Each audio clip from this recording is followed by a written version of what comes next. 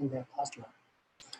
Well, to be able to, but it may take some faith for some people, but if you think about it carefully and examine, there is no other reason.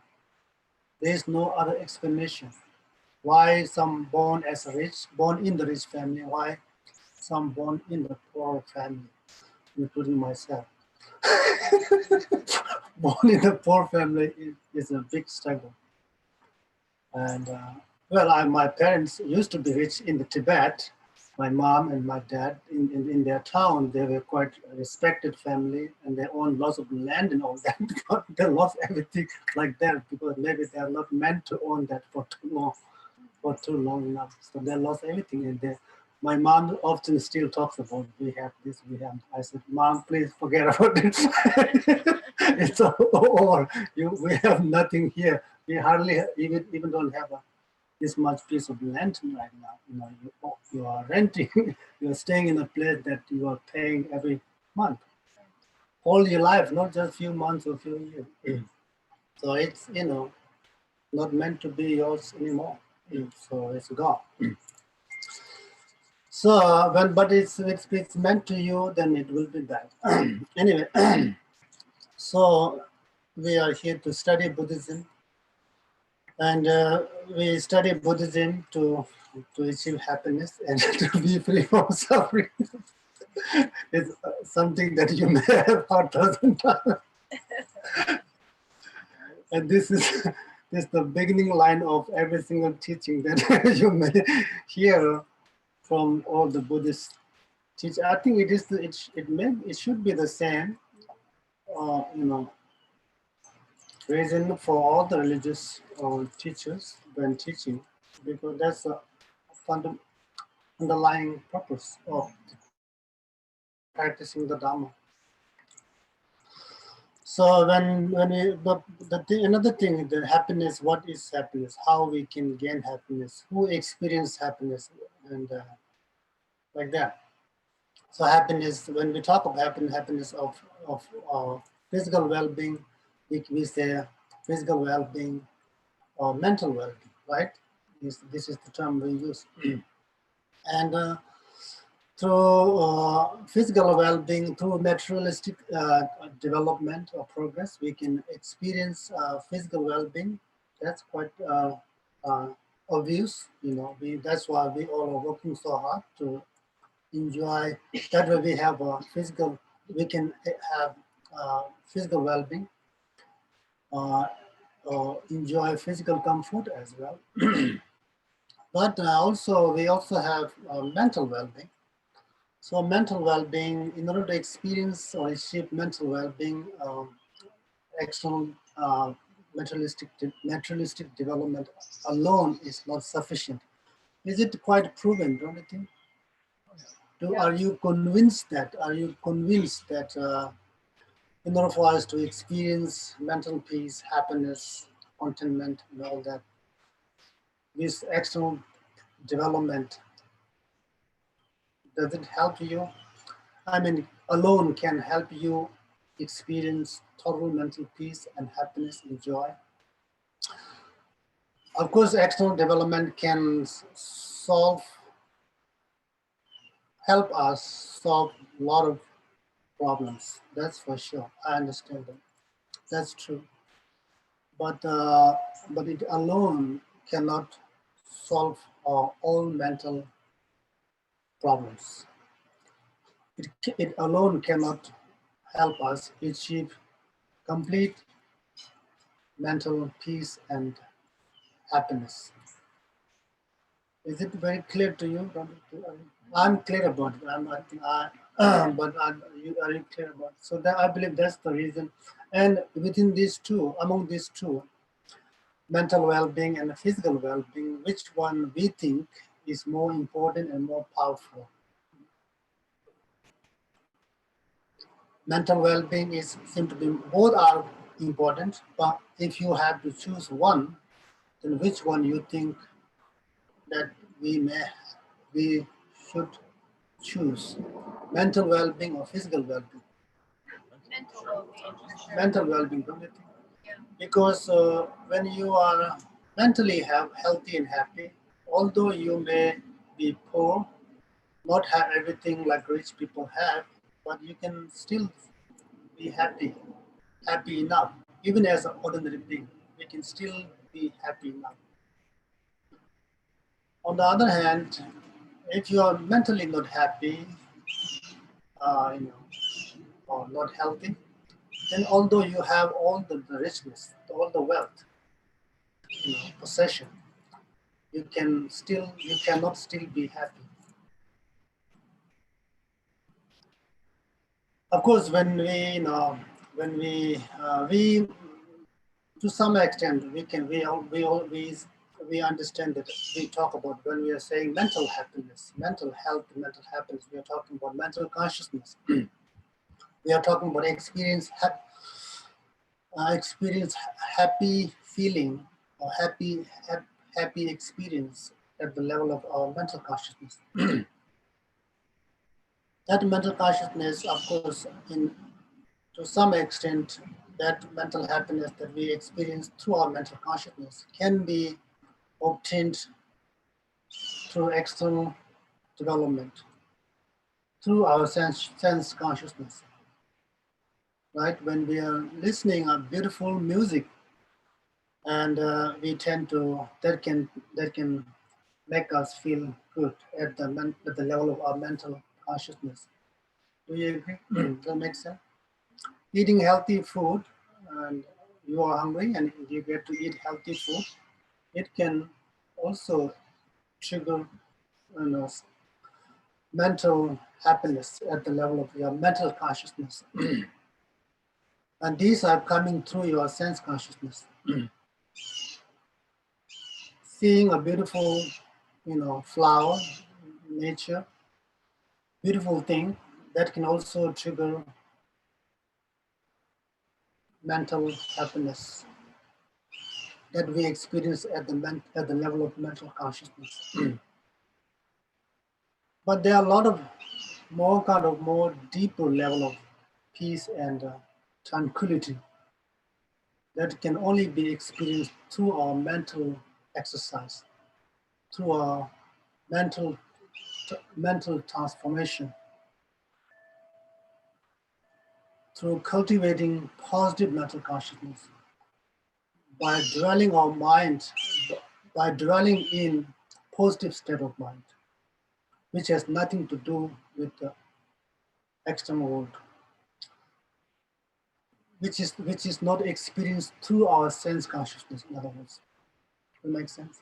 Which is being created or being experienced through the transformation through the transformation in our deeper level of mind. That does not need to rely for that tranquility and peace and happiness that we can experience at the deeper level of mind. Does not need to depend on our sense consciousness. That makes sense? Am I making it clear? So I actually was kind of dependent on that slightly. I got a sense of which, yeah, they are interpreted by the mental. No, of course, this calm abiding is a one thing, one mental exercise. Calm abiding is just calmly abiding. We call it shine. Shine means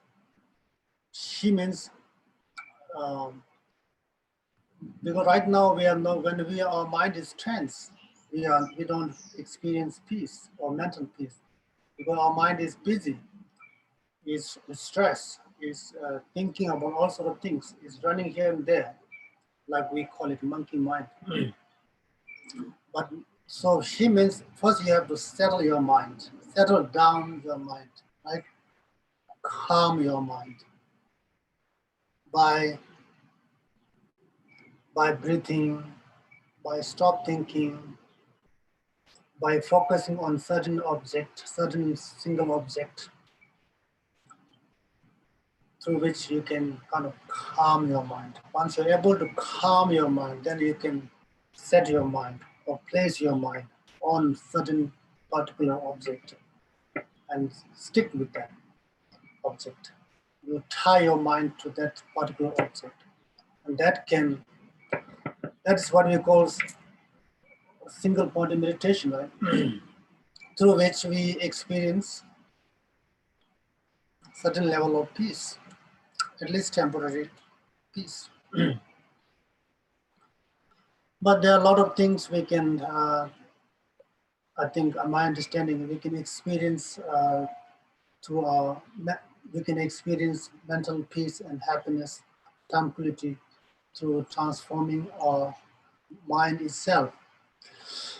That can also be obtained, mental peace and happiness can also be obtained or experienced through transforming, in the sense through thinking positive, through, through changing our ways of thinking positively, positive state of mind, transforming our mind from negative state to positive state, or correct thinking, or compassionate thinking, or thinking out of compassion, out of loving, out of caring. I believe this mental exercise or positive thinking can also establish or create mental well-being, mental peace, mental happiness. So that's why Buddhism is all about, when we say Buddhist practice, we are saying that you have to work with your mind. You have to train your mind, discipline your mind, and change your mind, change your negative mind into positive mind. And cultivate positive emotion, maintain that positive emotion, and eliminate, reduce, and if possible, try to eliminate the negative thoughts, emotions. As a result, we can be much more happier mentally. We can be mentally much more happy, which does not need to depend on our external, external development. Now do you need to go out?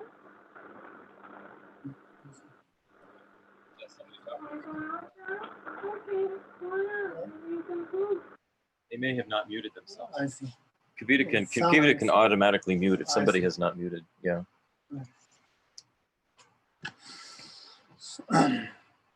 So that's why our thinking makes tremendous differences in terms of our mental well-being. Thinking positive makes tremendous differences in terms of our mental well-being. So that's why we talk about mind training practice. We talk about meditation. And also the most important thing, among all these things, in my understanding, it seems to be the most important for us to do is to change our perspective, change our view. Correcting our thinking is very important in our everyday life. For me, this is the most important practice. It's maybe more important than just ordinary meditation. Correcting our thinking and correcting our perspective and correcting our view seem to be far more effective in terms of changing ourselves for good, in terms of transforming ourselves, in terms of helping ourselves becoming a better person, more thoughtful, more compassionate, more kinder, more caring, even more wiser. if we learn to correct our thinking and correct our perspective, if we are more we are able to correct our thinking, which is based on which is based on our perspective, which is based on our view. So more we are able to correct our thinking, correct our perspective, correct our view, and definitely we will see in ourselves positive changes in terms of our verbal action and in terms of our physical action, behavior. That includes how we treat other people, how we respect other people, how we behave other people, how we behave towards other people. Correcting all these negative action are committed out of negative thinking, incorrect perspective, and incorrect view. So that's so view. So what view our ordinary view, our ordinary human view is it correct view? Is it valid? Is it based on correct reasoning and logic? That's something we have to think about it. If it is not based on correct reasoning or logic, then we have to change it. Is it the also is the also it also depends on, I think, depends on what we want in our life, what you want, what we want, what everybody wants. If what we really want is happiness and peace, genuine peace and heart and happiness and harmony and good relationship with everybody, and then we have to change our behavior. We have to change our how we treat other people. We have to change how we see other people. We have to change how we, when which our perspective towards other people, when which we view other people. If we can bring changes in all these things step by step, slowly, gradually, then definitely in few years or at least in 10 years, we will find ourselves a real, true spiritual being. And we will find ourselves much more calmer, peaceful, happier, and contented. And find yourself thinking your living is worthwhile living. Otherwise, just meditating temporary and just everybody is rushing to meditation. So it has become like a fashion. In some industry, they are using it to make money, turning it into a business industry, because people see, they know that that's what people are crazy about, and then charging a lot of money for that.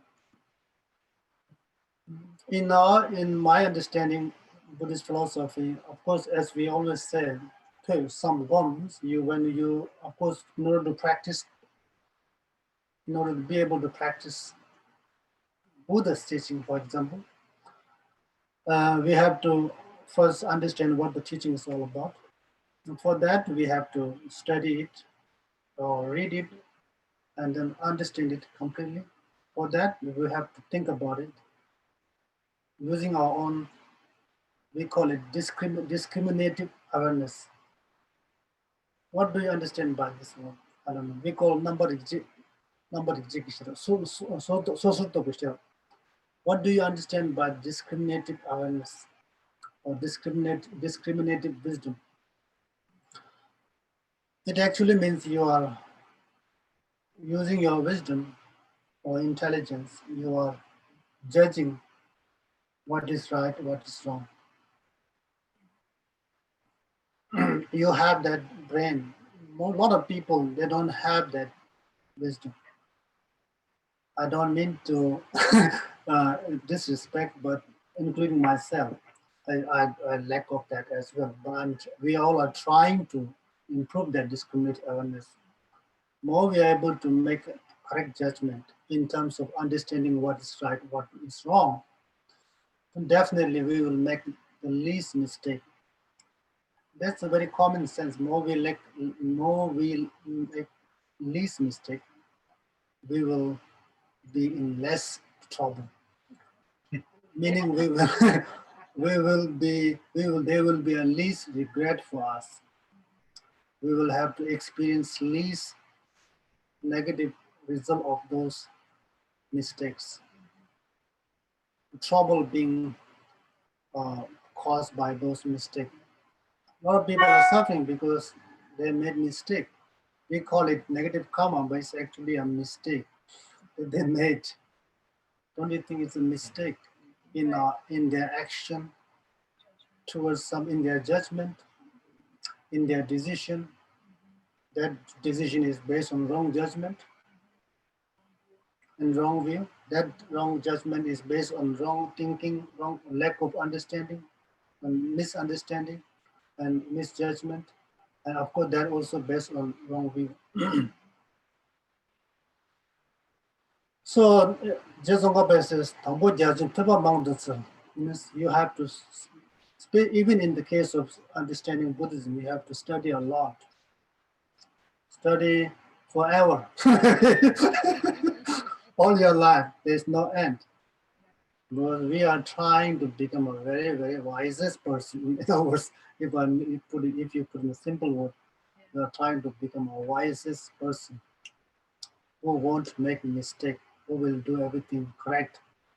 But some people they see it as a fun to make mistake. It's a fun, or they call it, experience. Experience is important. But for me, I don't have to experience everything to understand what it's about. I can look at it and think about it, and then I can see what experience I will have. Is it worthwhile that I need to experience that? I need to go through that experience physically, emotionally, or I can just say, oh, I don't need that. I don't need that experience. I don't need to take that action. Yeah, but of course, there's sometimes, of course, it is essential. Sometimes it is not necessary. If you go around and try to experience every little thing that you see in around the world, and then it's endless. There are a lot of things you can understand just by looking at it, studying about it, and then you can make the judgment and say you really need it or not. So we need to we need to have a wisdom and intelligence, even in terms of choosing what we need to do, what is worthwhile for us to do. And all these things requires wisdom and correct thinking, correct understanding, correct judgment, and all that. So anyway, so whatever we are saying, we are learning from the teaching is all about mind training. But mind training is not easy. It is the most, we are very, human beings are very complicated creature. We are very complicated in so many ways. We don't know what we really want in many cases. We don't know what we want and what we must do. We are confused. We have difficulty understanding things correctly. So we cannot make the decision. But I don't believe in making decision fast unless you know that for sure.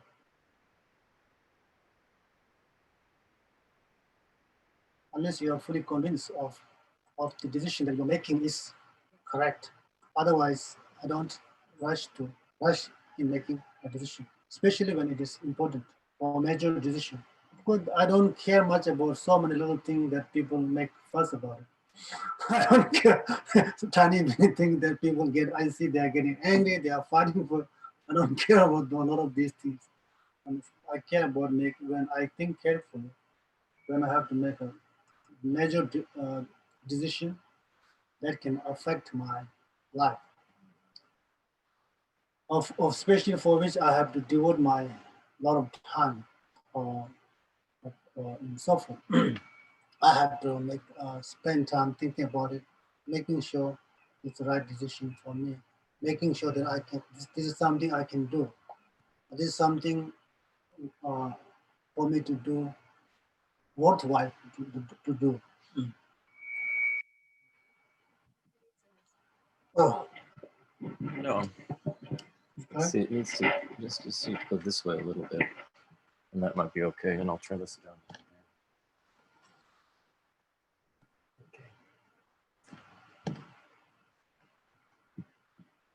So,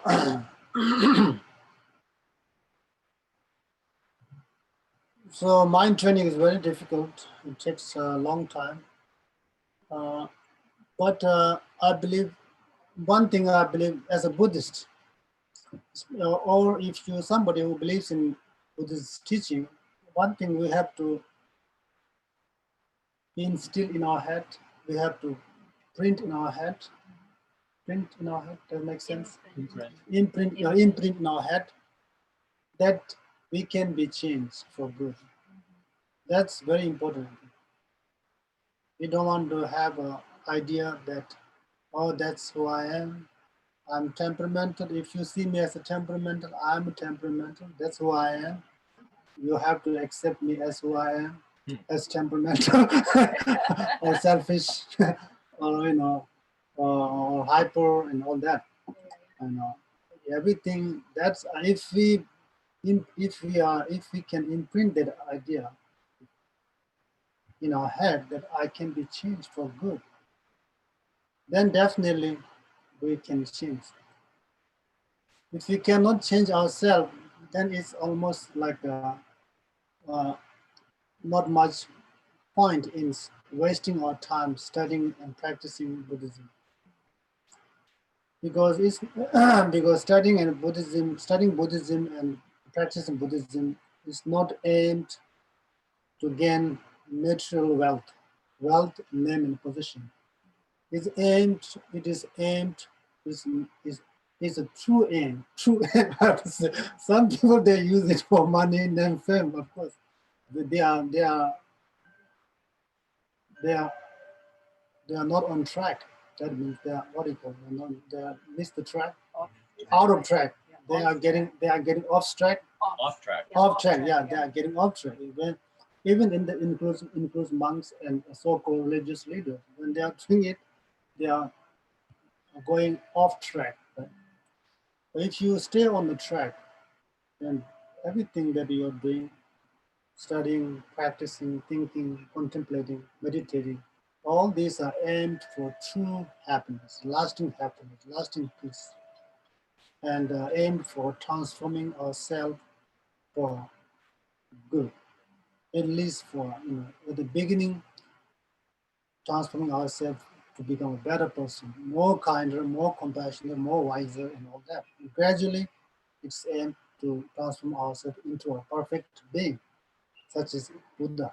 That's our goal. Our goal is, it's not to be aimed to accumulate or gain wealth, name, fame. And if you are doing that, you are not really, you are going off the track, as well as you are not practicing it correctly. You have not you are not, mm, deep down in your heart or in your mind, you don't really believe what you are talking about, what you are telling others to you yourself not believing in it. Or you don't not believing in it because you have not really got it. You haven't really understood it. You have not really understood what is true happiness, what is real happiness. You have not really understood that. If you have really understood that, you will never ever run after these things. If you have really understood what is true happiness, what is true, yeah, ultimate happiness, you won't run after this. You don't have to run after this. Those who are running after it, they have not, although in the form of spiritual practitioner, but if they're running after it, that means they have not understood the true happiness for real. They have not developed genuine conviction, or they have failed to identify. They have failed to identify what is true happiness. Anyway, so transforming our mind is very difficult, but it can be done. It can happen, and we can change our mind. We can change ourselves means what we mean. What I mean is we have to imprint in our head that we all can be changed for good. That means we can be changed. That can happen. That means we can change our mind. We can transform our mind for good. It may take time, depending on our level of intelligence, depending on how much effort that we are making in terms of changing ourselves, or changing our mind. How, and also it depends on how and the manner in which we are trying to change our mind. Is it correct or incorrect? We have to apply correct method in order to be able to change our mind or transform our mind for good. The correct method is very important.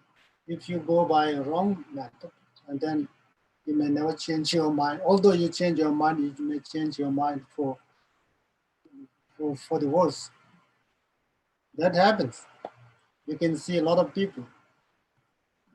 They are misguided, misled, misguided, and then they leave. They do all the wrong. They engage in the wrongdoing, which in the long run becomes the source of their own problem and others as well. So and so we and let me just say, every day, in my understanding, every day we have to. It's good for us to. In the morning, His Holiness always said that. He often said that, not always, but he often said that. I remember he saying that when he gets up, of course, he's a Buddhist, so he gets up. As soon as he gets up, before he get out of his bed, he develops sense of joy that he is still alive. He appreciates that very much. He could be dead, or we all could be dead when we get up. That's also a big deal. When we are able to get up in one piece, or healthy or intact, that's also something surprising. For which we have to be happy about it early in the morning, and feel joy and appreciate that we are still alive. And then we, as a Buddhist, we take refuge. It's always take refuge to three jewels. Like the first prayer that we have said, taking refuge and generating bodhicitta. He says that prayer, and then he also pays homage to the Buddha. So that's something that he does right in his bed as soon as he get up. So it's something that, and of course, even afterwards, he also spends a lot of time and studying, reading scriptures, and meditating and thinking as well. Well, I think it's a few things. We call it everyday mind training. So that's important, that when we get up, we say if you are serious about Buddhist practice, then when you get up, you just say the short prayers, taking refuge in generating bodhicitta. It may be a very short, but it is you can say maybe one of the most powerful prayer. If you say it thinking about, if you know what you're saying is very powerful and meaningful, then it can it can impact your mind. It can help transform your. If you say it in a way that you are saying something that you are saying every day, it means nothing. It requires reflection on each of the words that that is expressed in the lines, and then you reflect on it and say it knowing what you are saying, and then it can impact your mind and to change for good, to transform your mind. So, and then what you are saying is that I'm going refuge to 3 jewels. Says Buddha, Dharma, Sangha. Until I attain Buddhahood, I'm taking refuge to 3 jewels. So, how serious it is? How serious are you in saying that? Is it just you are saying it because you are asked to say it, or you think it's a daily ritual or something? Or you are saying it from your heart? Sanjay, yeah. Is it like, actually it is like a pledge that you are making in your everyday life. Not just once, but at least few times a day or 3 times a day. You are pledging yourself that I want to attain enlightenment. I'm taking refuge to 3 jewels, not because of anything else, but because that way, by taking refuge to 3 jewels, I want to, I want to attain enlightenment. And so, and then next 2 lines, you are saying, I want, and in order to attain enlightenment, I will also practice the 6th perfection. The practice is 6th perfection means this is a summary of the entire practice of Mahayana school. They just summarize into 6th perfection. It's, if you can say, oh, it's very simple. 6th perfection is very easy. Oh, this you can just count it and say, well, it's called giving, it's called morality, it's called patience, so and perseverance, and then concentration and wisdom. That's it. That's all 6. That's very simple. But how difficult it is to practice. First of all, how difficult it is to develop the enthusiasm, aspiration in these practices. Why? Because we don't know, we don't know the benefit of these practices. And we don't know why it is important for us to practice these things. And what is the benefit that we can have from these practices? We really don't know for sure, and we cannot, whatever we are taught, we get to hear the benefit of, with regard to the benefit of these practices. We cannot fully, we cannot totally believe that. We even don't get that. We don't get what are you talking about? Giving? Why I have to give to other people?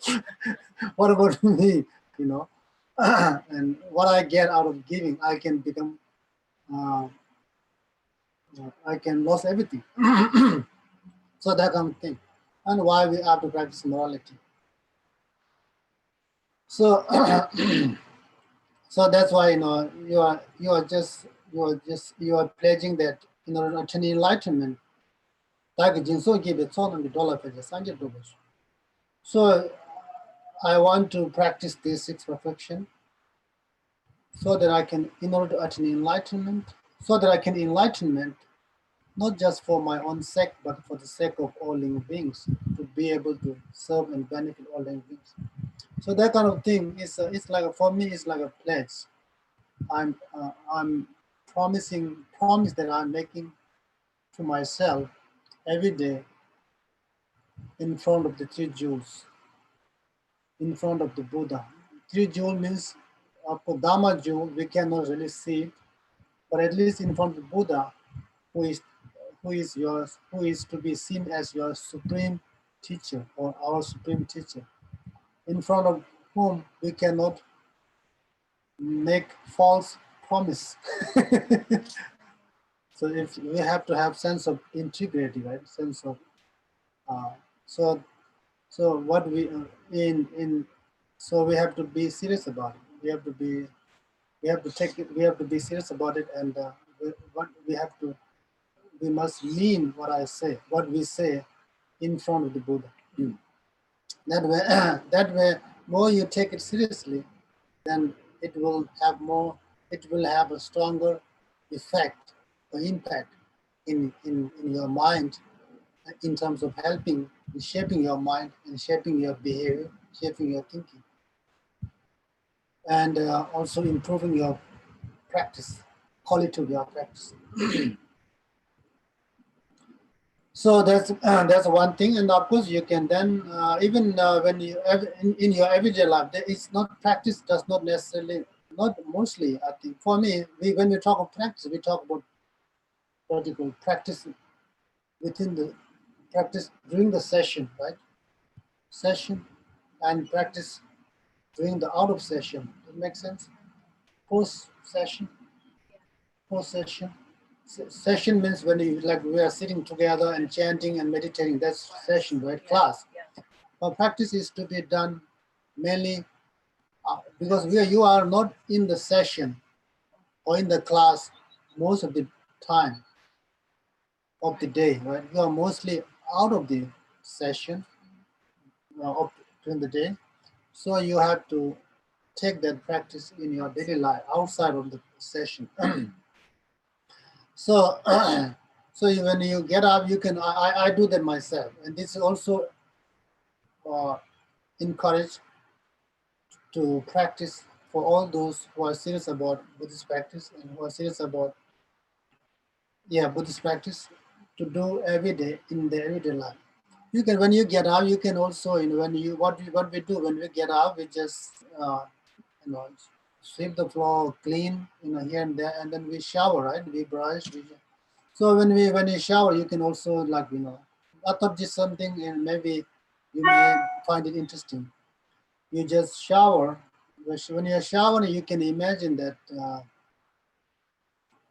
if you are, since we don't talk about we don't I don't think some of you are not have not received tantric practice, but at least you can think that you can visualize, imagine Buddha over your head, and then holding a vase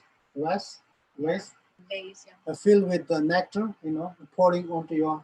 Let's say if you are showering, or if you're washing your face, when you turn on you can imagine the Buddha holding a vase filled with the nectar and pouring water on your head. You can just say, Oma, Oma, Oma, Oma, Oma. You just wash your face like Oma. Oma, that means you are, through that you can visualize that you are receiving the Buddha's blessing of Buddha's body, mind, speech. That can help purify your native karma. This is a good something that we can do in our lives. If you get used to these things, it becomes your daily practice. It can definitely have a positive impact. Positive impact. And if you're showering, you can imagine Buddha, over your head, and then pouring the water, nectar, from his waist with his hand, and then the nectar goes into your crown and dissolves your body, and is cleansing or purifying all your negative karma and obstructions. And also, you can imagine that your all health issues are being washed out. This kind of thing. I do that every day. Then when you bow, and then after you eat your breakfast and all that, you may want to do short daily practice. If you are serious about it, say short prayers like prayers that we have, and set up the altar. Those who have altar, set up the altar, and offer those 7 bowls if you can. If not, you can have a 1 bowl water as well, or 1 piece of flour as well, or fruit is okay too. Make sure that if you're truly serious about Buddhism, you have to do that. That's what we do. And these are part of practices through which we are taught that you can accumulate merit, accumulation of merit. Our merit is the source of our happiness. Happiness not only in this life, but happiness in our future life as well.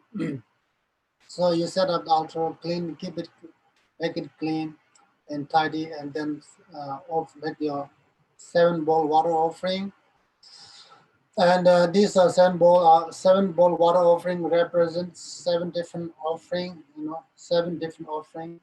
So I don't need. I think some of you know that you may know that already. You have learned this before, right? And this is good. And then when you bow, you can also bow 3 times. At least make it a practice, make it a daily habit at least, or practice in your everyday life. We do that. I do them since a childhood. No matter how busy you are, but we do that. We make time for that. You bow to, once you offer everything, then if you can, you can visualize the merit. If you know how to do that, if you have a time, you can visualize the merit field. In which, or if you don't know how to visualize, or it's so complicated for you, you don't have even time for that. You can just say it from your mouth or in your head. Lama, Yedam, Sanye, Changsem, Pao, Kando.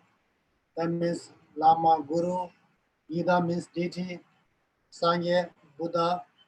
Changsem means Bodhisattva. Pao, Kandaka, Dakinis, and Dhamma protectors. These are the, what do you call that, enlightened beings, or beings residing within, that you are asked to visualize within the merit field. This is good to remember. Lama, Idam. Lama means Guru. Idam means deity. Deity means Tantric Buddha. Buddha in their actual form. Idam, Sangye means enlightened being. Lama and Sangye, Changse means Bodhisattvas.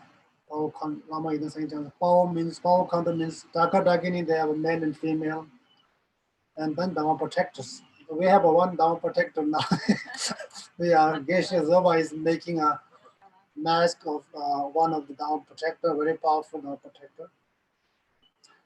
And so then you can just visualize all in front of you, sitting in front of yourself, looking at you, smiling and happy with you. You are making your prostration. So you can when you make prostration, it's a good idea to do that. You can visualize, when you do that, we can do it 4 times, like this, like this, like this, like this. That means Lama, Sangye, Shir, Kendin. If you Lama, Sangye, Shir, you can do it 4 times or 3 times is okay. You can do it here, and then here, and here heart. That means it represents your body, entire body. When you touch here, represents your throat or speech. And then when you do it here, your heart or mind. So you can imagine, or you can say it in your head that by doing this, you are receiving the blessings of Buddha's body, by which you are purifying your negative karma as well as obstructions. You understand obstruction? When we say obstruction, the term being used of typical dipa. Dipa means something that covers your brain, obstructs, obscures. Dipa. Dipa, that we talk about 2 obstruction to liberation, obstruction to omniscience. So you can imagine this. You can imagine that by receiving Buddha's blessing of Buddha's body, it purifies your negative karma of the body. And then when you do this, you are receiving the blessing of the Buddha's speech that purifies your negative karma of your speech. And then by doing this one heart, you visualize or imagine that you are receiving the blessing from the blessing of Buddha's heart, and that purifies your negative karma of the mind, body, speech, mind. So then you bow 3 times like this, like the same kind of visualization. That's a very, very good practice. If you do that every day, through all these things, I think for me, you are establishing connections. with the enlightened beings. You are familiarizing your mind. You are making yourself much more acquainted with the enlightened beings, with the founder of your own faith, founder of the path that you are trying to understand, you are studying and trying to understand, trying to apply in your in finding happiness. That makes sense? If you do that every day, it becomes your part of nature, and it will definitely remind you, the teaching that each time you tend to make mistake, tend to uh, do, tend to engage in a kind of negative karma, it will remind you. It does to me. It helps. And then, you do that with respectfully, sincerely. More you make it sincere, more you make it faithfully, joyfully, that perfects the quality of your practice. That makes sense? That that makes your practice more perfect. If you do it like you're asked to do, or told to do as a daily routine, not something you oh my God, do this again. I have no time for this.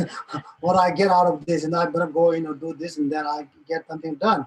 Otherwise, if you do it just like that, then it doesn't mean anything. If you make it a meaning, then it creates meaning. It's conceptually leveled. But it is conceptual level. It is a positive conceptual level. It can produce positive result. Otherwise, everything is just joke. Everything we are doing, if you think about it for the long term, it's just not really. It's just like a joke. It just means nothing much. You are just wearing yourself too much for nothing. So if you make it, then that's why. And then also, I forgot when you are shouting, when you are shouting Om Ahum, when you say Om Ahum, that means Om Ahum speech represents Buddha's body mind speech. I see. And then and then when you sit, you say short refuge prayers, like we say short prayers. And then also, in the past I have explained that Manjushri teaching, the text, the Kangloma, in which through which you can find the mantra of the Buddha, Manjushri, the wisdom Buddha. We call Kangloma. Remember, I have explained it just 2 years ago. And it's good for us to say this. Om Arapasana. It's a mantra of the wisdom Buddha. Even his Holiness still says that. He may not. And at the monastery, I still say that every day. I say this. It's a short prayer. It takes only maybe few seconds or 5 seconds. Short prayers, and then you have to say that mantra. I say it 1 mala every day. And you say it. If you don't have time for it, at least when you get up, as I said before, you just, what do you call them? Say feel joy for being alive, and then recollect the Buddha's image, and then say this short, take the refuge in generating bodhicitta. And then when you get up, you can just say Om Arabhasana as long as you can. And then you can say again Om Arabhasana. You can just walk around, clean your thing. This keeps you busy. It's good for you. Otherwise, you are thinking all something. Unless you have a big important project or meeting that you have to talk something, important business matters. You have to think of. Otherwise, if you're going by daily, daily what you call chores, you don't really have to think about it. It's better you say something like that with some, with faith to wisdom Buddha. If you said that, then it can definitely help improve our wisdom. At the same time, you are establishing connection with the wisdom Buddha. Wisdom, it's very important for us. That's why I thought it's, at the monastery we are taught this text. The first day we learned from our teacher. This is the first thing we are taught at the monastery. And then from that day, we have to say that every morning. As soon as we get up, we are little kids, we run around and say this mantra all the time. And I still say that. I may not go around like that, but I say it in my prayers. I just try to make it go 1 mile like this. So these are something beneficial. And then you say this, and also I have explained last time the lumbering, short lumbering. What was the English word? Lumbering did this. Concise lumbering or something. Last time I explained lumbering. That's a very good lumbering, short, brief lumbering. That it's good to say that prayer. It teaches you how to think, how to practice. It's very, very, for me, it's very profound. I say that every day. And the foundation, good qualities, you have learned that. It's also by Jesongkapa. You have to, it's good for you to say that. And also, if those who have received the root text of the numbering, what do you call that? Lamp of the path. If you can say, I have memorized it before. Now I'm forgetting it. I have memorized that text, the lamp of the path, the verses, and now I'm forgetting it quite a bit. I could not say this. I used to say it is part of my prayers, but then I lack of time or busy, so I didn't get to say those prayers. But I also said these prayers: foundation for good qualities, three principle path, and also the other one that I taught last year. I said these prayers. These prayers, as we have learned, is a summary of entire Buddhist teaching. It will always remind you to behave, to think, to cultivate a positive thing, reduce negative emotion, to behave at least at the moment. Although we cannot engage in profound practice, but at least this thing will help change us, slowly change this. This thing can help, this reflection or reminder that you get through this, through saying these prayers, can help change you little by little every day. And also, seven prayers that the meaning is very important. I say this every day. I think about this, reflect on this, and then offering mandala to the altar that you have. It doesn't cost you anything. You can just imagine. It's a practice of letting go as well, and also appreciating your Buddha's wisdom, his loving kindness, his compassion, through which he taught the teaching that we are able to learn and help ourselves at least stay cool right now. Prevent ourselves from going insane. Otherwise, we might, don't you think? We get so emotional, we get so tempted by so many things, the attractive things that we are fighting for it and jealous about it and so many things. Even in my case, I'm able to stay home because I keep my mind busy with these things.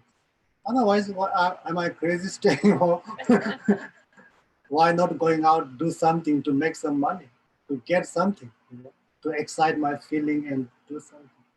I'm able to stay home because I spend most of the time thinking about these things and studying, trying to understand as much as I can, although not much, very little, but trying to still improve that level of understanding.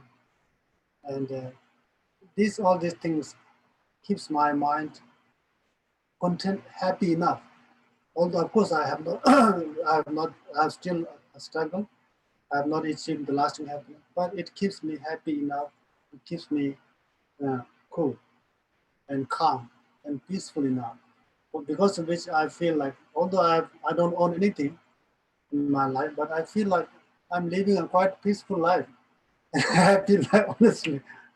Although I don't work for money, I don't own anything at all, but And of course, it thanks to a lot of my good friends or kind friends who have provided basic things that I needed to survive. Because of which I'm able to, stay home and do my little studies and practice, and it keeps me happy enough. And I believe I won't have any regret, not much. Mm-hmm. Oh, great. Anyway, so these are, and also we say that practice, 6 time practice, getting up, practice, wake up yoga. We go down with Naja. I think it is in the text. Down with Naja means wake up yoga. Means you get up, recall the Buddha and 3 Jewels, and say you take your refuge, and their main teaching is the sixth profession. Your pledge, you pledge that you will do this practice to attain enlightenment. The ultimate goal of their teaching is to help you attain enlightenment, and you are pledging yourself, uh, reinforcing yourself in your You know the movie? commitment, to the commitment that you will do these practices. So all these things may be a little may not seem very effective or very powerful. It has an impact. It has. At the same time, it's not so wise to expect a big transformation in a short time. It's not wise. It's not. It can drive you crazy instead of. it can. It can definitely. If you expect too much of it, because living peaceful right now is very important. I think for me, happiness, living every single day, happy as possible, is a good way of living. Living every day by living is very good way. It's a good way to. It's a happy life, and happy, peaceful as possible, contented as possible, and learn to enjoy every little thing we have. That which a lot of people doesn't have at all. Countless people, millions of people doesn't have. That we are so fortunate to have. And thanks goes to our merit as well. And thanks goes to many other sentient beings who have helped us and have providing these things. So there are a lot of reason to appreciate of others' existence for that. Anyway, so what else? And then down energy and trigger when you are practice. This is practice is also prescribed in tantric practice to washing, shower yoga, practice that you can do when you are showering or cleansing. Like that. And then when you're eating, making a small offering, short, although it's brief, but you don't have, we have many long offerings, but you can make it short. Say that offering, appreciate people who have, made that food available for you to have it. I appreciate those things. I do that. And in my head, I thank you for those who have made this food available, especially those farmers who are the source of these foods, who does not get the credit at all, but who are the main source of this food that we are eating in our daily life. We must be grateful. I do. If I'm a leader of the world, I really want to look after these farmers' well-being. I want to support them really, because if you don't have a food, what are we gonna do? We cannot eat this stuff. We cannot eat the dollars. We cannot eat the gold or even diamonds. Now, what do you do? I don't need. I won't need the diamond. I want to eat food, at least to survive, to continue what I like to do. Because we have our body is very fragile. Without food, it cannot survive. So I always feel grateful to those farmers who are working, that we often forget. But thanks to those farmers, and of course we can thank to offer to enlightened being and all that. It's good practice. These are all these little practices. You might not notice it in a short time, but you will notice it. These practices shapes your. It helps shaping your mind, shaping your behavior, shaping your thinking, and also it will increase your practice. It will keep you on track. It will keep you on the track.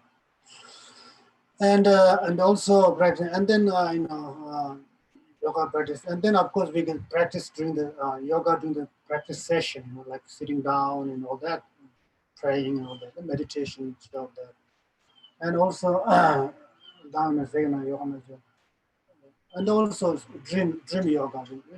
There are profound dream yoga they talk about. At least when you're sleeping before you're going to bed, you bow 3 times again. 3 times again in the morning, 3 times in the morning, 3 times. It is something we must do. We must make it our daily practice.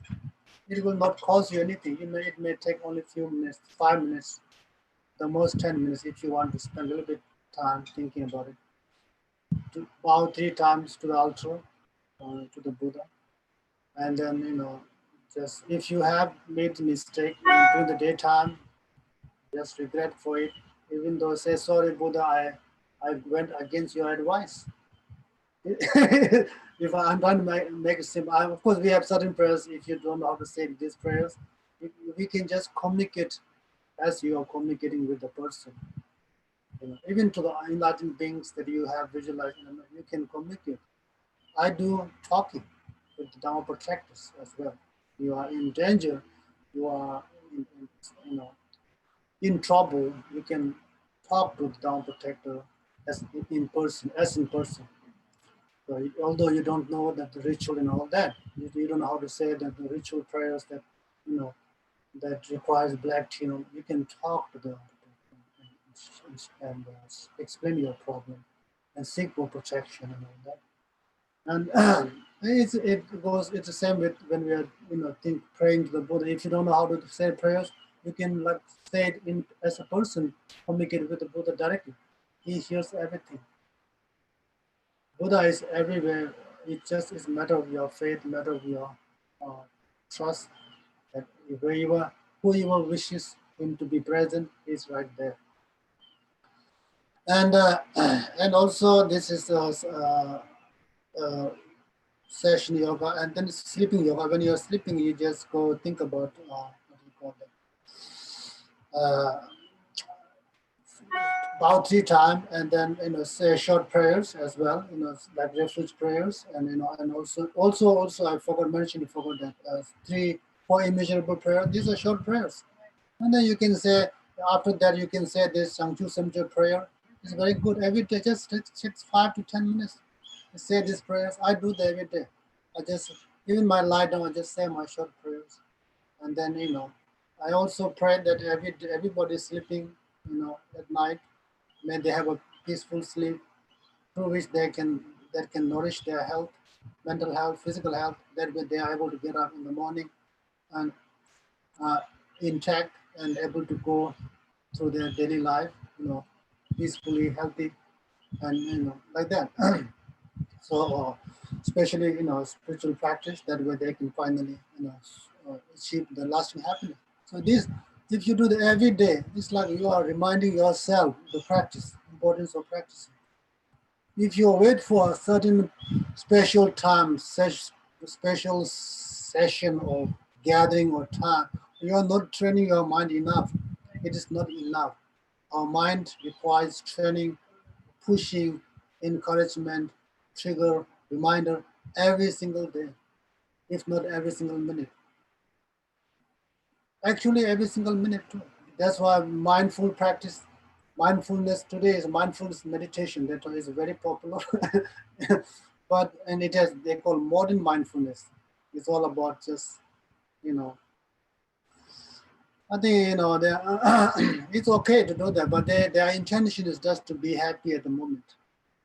The goal, purpose of the practicing. But when we talk about Buddhist mindfulness, not the aim is to achieve, get it from all the wrong thinking, wrong view. Our mindfulness, we talk about mindfulness, focusing on body, focusing on mind, focusing on feeling, focusing on phenomena in general. It's all targeted to destroy this wrong thinking, wrong view. That way we can correct our wrong view. That way we can develop correct view, and we can understand that way we know how to see things, how to understand things and how to deal with them correctly, accordingly, according to their situation, their reality. If you don't understand the people, you don't know how to behave with them. You don't know how to treat them. You don't know what they like. You don't know what they don't like. The more you understand people, you know what can make that person happy, what can make that person unhappy, or even anger, angry. So it's so if you that's why knowing that you have to develop the view that that understands the nature of the person. And also it's good for us to do this kind of thing is we call it sleeping meditation, sleeping yoga, and it shape your mind and then sleep like that. That will it's sleeping is ni means we call ni means sleeping sleep. It's a shenjuro. It's like a shenjuro means it can either transform into a negative state of mind or positive state of mind, depending on the motivation of the sleep. So if you sleeping with a positive motivation, such as you know, uh, may I able to sleep well and nourish my health, mental health, physical health intact. That way I can continue my spiritual practice to be able to serve as much as many people uh, during my lifetime or during the day. That's a positive motivation, and that means your entire period of sleeping becomes practice. So isn't it good? You are through all these tiny bitty things that we are doing every single day. You are accumulating merit. You are acquainting yourself with spiritual practices, reminding your mind to to a spiritual with the spiritual practices. All these things definitely shapes our mind, impacts our mind. So I'm just saying, especially those who feel like, although we are studying for some time, still cannot, I don't see to, doesn't seem to be any impact in to my mind or to my heart. Maybe lacking certain things. And sleeping yoga, and then also, and of course, especially the mindfulness practice, like I was saying, it seems to be not actually doing its mind. We talk of mindfulness in meditation, meditation, but mindfulness and awareness. Awareness is, I see the new different term, meta awareness. Makes sense. Yes, Meta awareness. mental awareness. No, No. meta. Meta awareness. What does that mean? Yeah, metta is means loving. Not that. I think it's not that thing. Oh, it's not. Oh, it means Not it's like a scientific term. Yeah. Meta Meta, I see. I heard that it's something that is watching you, more part of the mind. Part of the mind is watching, policing your mind, making sure your mind is on track. Your mind is on the object of your focused. Yeah, yeah, outside of it's your conscience. yeah, it's conscious. Yeah, so it's just at the corner of your mind is policing your mind in terms of how it is behaving, what is asking for you to do, or commanding you to do. So making sure it's saying something right, or making sure it is on the object of your focus or meditation. So it's mindfulness. That's something that we need to practice every day. Like like Chinese, Vietnamese, many they talk. They have a simple mindfulness. I did that quite some time before, but lately I didn't get to do it for 1 hour or two, even sometimes half day. I try to keep my mind, my develop and maintain mindfulness in my every single action. Oh, I'm getting up. I'm not thinking anything else. I'm getting up. I'm putting my shoes. I'm putting my clothes, and I'm walking towards the restroom. And I'm washing my face, brushing my teeth. Oh, I'm done. I'm drying my face. and putting some lotions, and then I go to make my tea, pouring my water, boiling it, turning on the stove and burning it, boiling it, this kind of thing I do. It definitely helps. But you do it all day. You can do the all day, of course. Yeah, if you want to, you can do the two. Well, it should be fine. Yeah, yes. Yeah. That's very good thing. That's very. No, yeah, it's not hard at all. Oh. Not at all. So that will because otherwise, when we are going through our daily chores, Yep, chores. our mind is everywhere. Yeah. It's not on the chores that we are doing it, right? But this is meditation. This is a very good meditation. It's a simple and easier, but that will lead to a more subtle meditation. When you get into a subtle meditation, like focusing on a single point in mind on any kind of object, that will definitely help. It will also keep your mind much more happy. You become more calmer. You become more focused, and that means you are training your mind without having to have time to sit and all that and make special time for it. You are able to do your thing, and at the same time you are practicing meditation, mindful meditation. You are doing it consciously, knowing what you're doing. You are doing it consciously and knowingly. We call sheshi means you're doing it. Sheshindu means if you say sheshi is awareness. Sheshindu means consciously. Consciously means that you are consciously doing it means you know what you're doing. Your mind is on it. You're not doing it physically, but mentally you are somewhere else. You are doing it not just physically, but mentally present. This. Even when you're somewhere else, you should have it with you. Yes. We all can have with us for sure. Yeah, all the time. Yeah, all the time. Yeah, and then that way we definitely it will prevent us. It will prevent us from making mistake for sure. And I keep on. Sorry, mindful. Yeah. So when we are doing meditation, what we are doing is today you can see so many forms of meditation, but of course we can summarize the two: single body meditation and analytical meditation. Think about what we are trying to do here. What we need to do if you have time, you really want to do single body meditation. We have explained it. I have myself explained it before, the single body meditation based on the greater Lamrim teaching. I did that mainly pick the information from the great Lamrim teaching, the bigger one. That's taught by Jesongapa. My explanation was based on those techniques. But if you make it simple, it's harder for us, for everybody, to remember every single tiny bitty things. But the main thing what we need is mindfulness. Whatever meditation, whether it's single point meditation or analytical meditation, we need mindfulness and awareness. So in other words, mind. If in our Buddhist language we say Chamba the Sheshin Nyamdu means mind that is accompanied by mindfulness and awareness.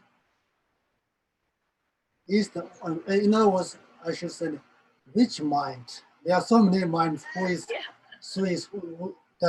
can focus on meditation, who can focus on single point object, who can focus on single point object. Which mind is that? And you can say mind that is accompanied by. It's good to have that theory. Then you know what you're doing. You know what kind of mind is being employed when you are practicing so-called meditation. You are employing the mind which is accompanied by mindfulness and awareness. And with that, you are also these are the two assistants. Mindfulness and the awareness are the two assistants who assist the mind, the main mind, to focus on object. But for that, that alone is not sufficient. There is another mind, which is also a mental factor, which is classified as mental factor, concentration. So, in other way, you can say the main mind accompanied by three mental factors, such as mindfulness and awareness and concentration. And what are the troublemaker? These are the distractions and thinking mind. These are your mind. What's the job of the mindfulness and awareness? Mind known as mental factor. They are classified as mental factor, known as mindfulness and awareness. Their job is to protect the mental factor who is focusing on that object of meditation from distraction and thinking mind. This is a troublemaker mind. You want to stop them, prevent them from coming in and disturbing. That disturbs the focus or concentration. So this is a good way to remember these things. I thought share with you. And also, if you are practicing, there's a nice way to explain it. I saw it. You can say like mind is like a monkey mind. If you want to make it more simple, if you want to have a complete clear idea of the of single point meditation, you can say mind is of course referred to as a monkey mind, especially in the West. Of course, also in the Asia too. Because monkey cannot stay still, so our mind cannot stay still. So that's why we need to tame him or tie him up. We have to tie our monkey mind to an object, chosen object of our single body meditation. So let's say we chose the Buddha as an object of our meditation, of our single body meditation. So you have to tie your mind to the Buddha, monkey mind. You have to tie your monkey mind to the Buddha. So how do we tie? We tie your monkey mind to the image of Buddha by the mindfulness, which is referred as a rope. Rope. Like if you have to tie the monkey to the actual real monkey to the tree, you have to tie him either by chain or rope, right? So mindfulness plays the role of the rope or chain that can tie your monkey mind to an object of meditation. And then awareness plays the role of policeman or watchman who can who can guide, who can police uh, your whether your mind is being stolen or taken away from the object of your meditation. So it's like it plays the role of policeman. So and then we can also talk about the troublemakers, distraction. They are like a thief, who are stealing your mind from the object of meditation. So you can you can think of who can protect them. Is the policeman who is watching, who is protecting your mind from these two troublemaker, distraction and thinking mind.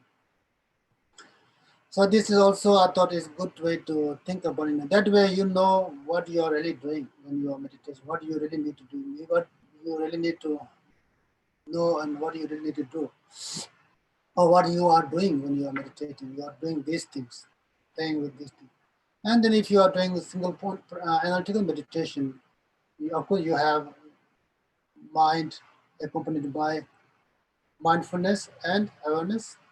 But along with that, instead of concentration, you can have, it depends. If you are combining both analytical and single point meditation, then of course concentration is required. But if not, if you're just doing purely analytical meditation, what do you aid to that? You aid the discriminative awareness that discriminates, not in the sense discrimination in general, but discriminate means judging. investigating or analyzing the object of meditation in terms of its validity, in terms of its quality, in terms of the source of how it is being made, and color, shape, and everything. What is its ultimate nature and reality and all that. So that's discriminative awareness is also one of the mental factor being employed to do the job, which is to understand the reality of the object of your meditation. Make sense?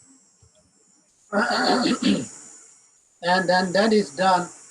That also it also requires two more things. When you are doing analytical meditation, you require two more. We call it gross tokpa nicheba. Tokpa is gross investigation. Gross investigation means you are not investigating deeply. You are roughly investigating or analyzing the object. Gross investigation, tokpa. Well, sometimes we investigate more in depth, more in detail. So we call it chepa. Chepa means subtle investigation. You are investigating every single tiny bitty things in depth or in detail. So that's another two. Roughly, we classify two forms of investigation or analysis. These two are important. So, any questions? And I thought of starting the lumbering three principal path today, but then I end up speaking a little too much, so time is running out. So, but the meditation, the main thing is as you know, when we talk about Buddhist practice, we are talking about method aspect of the Buddhist practice and wisdom aspect of the Buddhist practice. And so when we are practicing wisdom aspect of the Buddhist practice, then concentration is required, especially when you are talking about the highest level of wisdom aspect of the practice or of the path. It requires high level concentration, not just concentration, but high level concentration. For that, we must do single body meditation. And also, when we are talking method aspect, we have to we have to try our best every day, although not completely, but as much as we can, try to develop these positive emotions such as loving kindness. We all have compassion. We all have loving kindness or love, but we all have that, but it needs to be nourished. It needs to be flourished. It needs to be grown, Yeah. cultivated, developed. So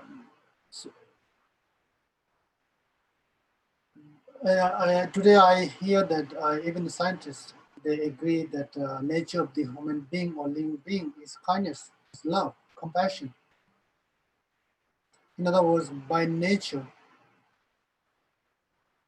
we love compassion as a being. Does it make sense? Yeah. I hear some people in the past, people think that by nature we are cruel. But for me, it's a very common sense. By nature, we all love compassion. Don't you think?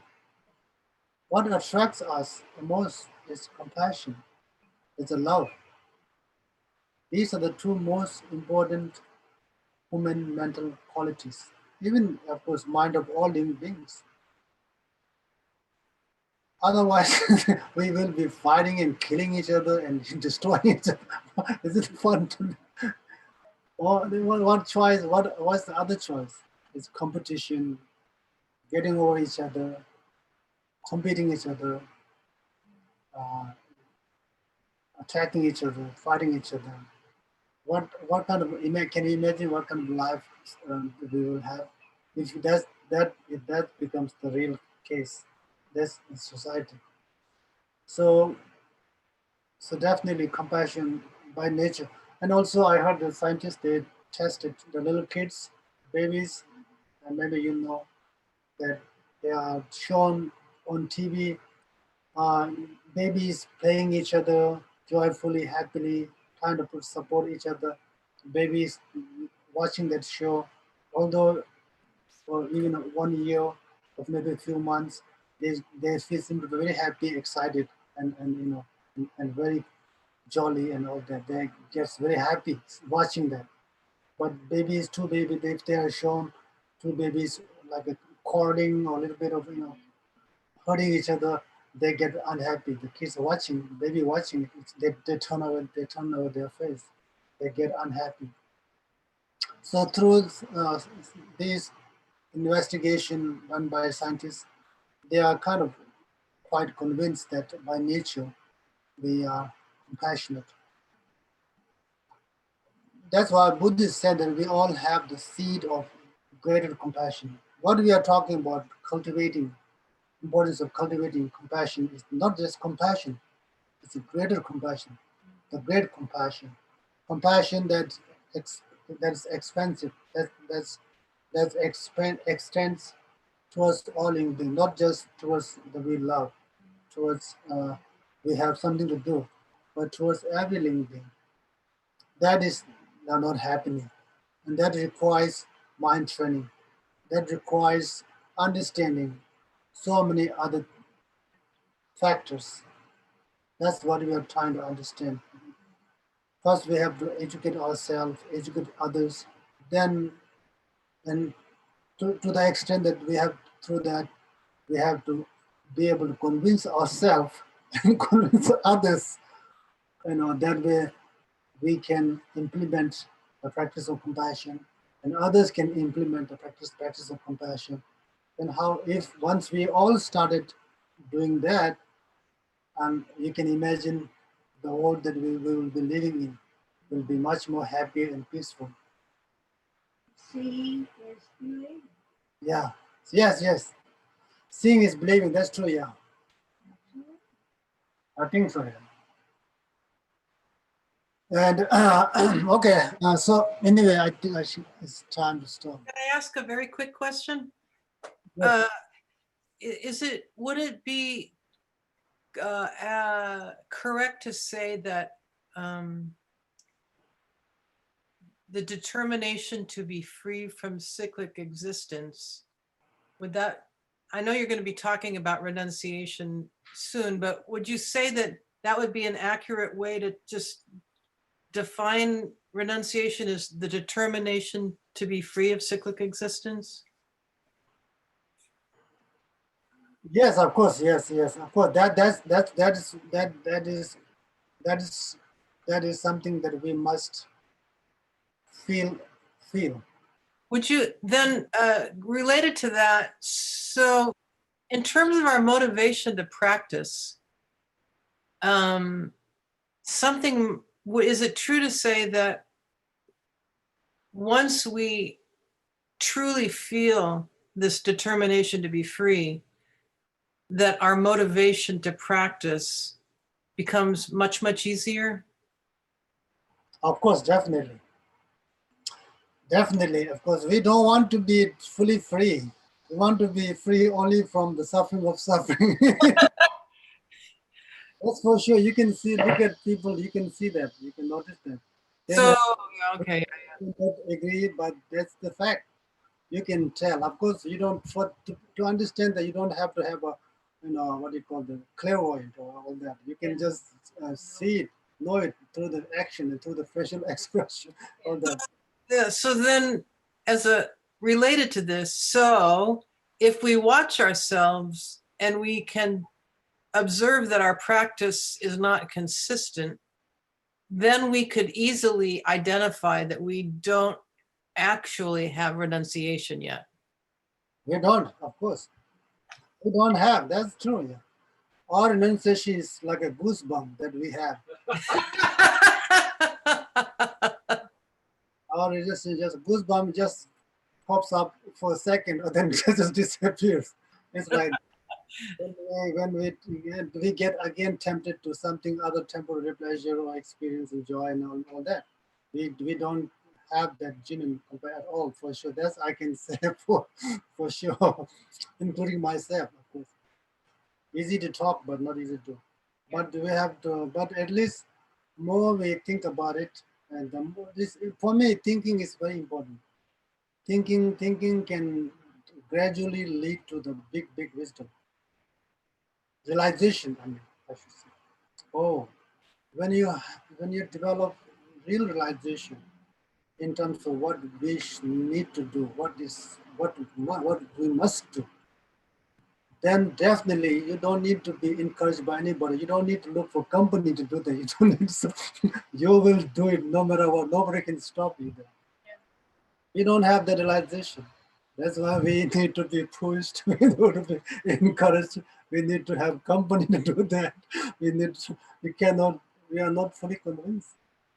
We just hear and say, just hearing it, say, oh, okay, I heard that, but it doesn't mean anything. That's why we cannot change. We don't have that conviction. That's logically you can understand the way we behave. You don't have to. It's abstract, but logically you can come to that understanding on the basis of how we are doing and what people are doing. You can tell. Anyway, so I think it's time up.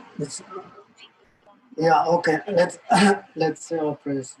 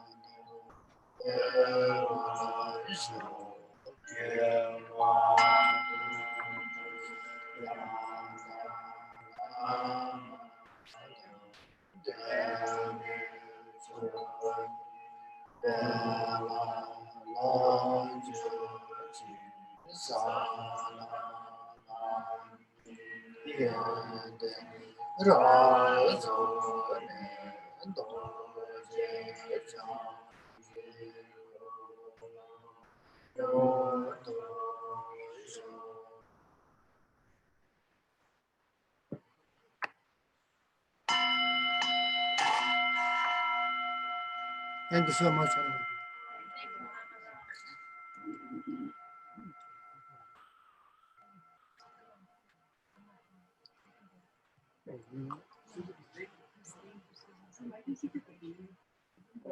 So I just had a thought. And if we're gonna watch, on we have the party. We make the chai, cake, whatever.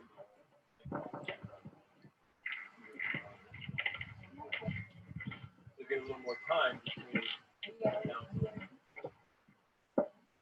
mean, if you want to do that. Yeah. I mean, that was just a thought that popped in. It would just give us a break, Right. and then we can. Go away and miss each other. Come back. Exactly. Exactly. The heart is so fun. We are gathering tonight. Yeah, we're gonna watch another movie outside. Another funny movie. Okay, tonight. Yeah. Yes. Tonight. It's dark. Yeah, outside. Yeah. Tonight. Tonight. Yeah, and we're gonna have birthday cake. Okay. Susie's birthday today. Okay. No touching. That sounds good. I'm gonna give this man a hug. I'm gonna give this man a hug. Oh, thank you. No one can deny it. I love you. We deserve you. Very much. You're handsome.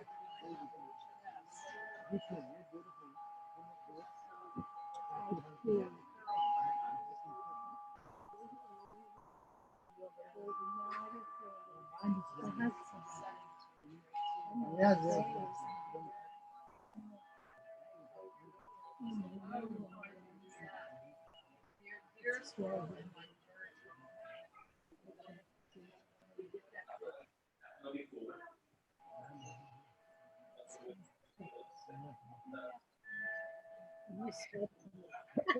Otherwise, I'll find my face. It's wonderful that you could come. Yes, You enjoy it. yes.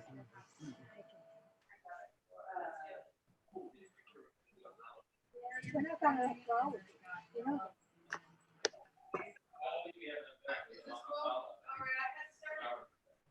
Right.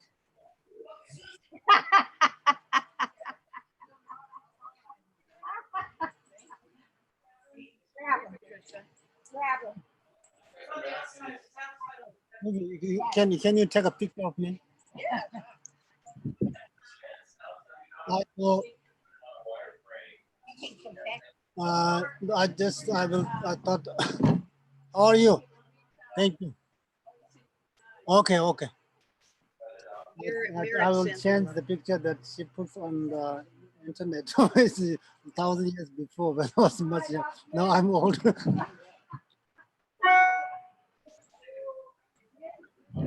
I have a portrait setting on my camera. Yeah, check and see if he's on. I mean, I'm sure he will. I just don't want him to stop doing that.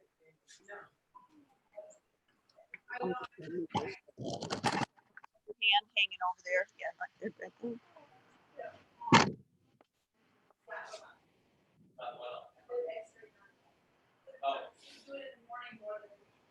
Okay. Well, you know, I thought it was last week and then. Just don't mind me. I just want to move. I want to get your hand in there, right? Okay, there we go. That's good.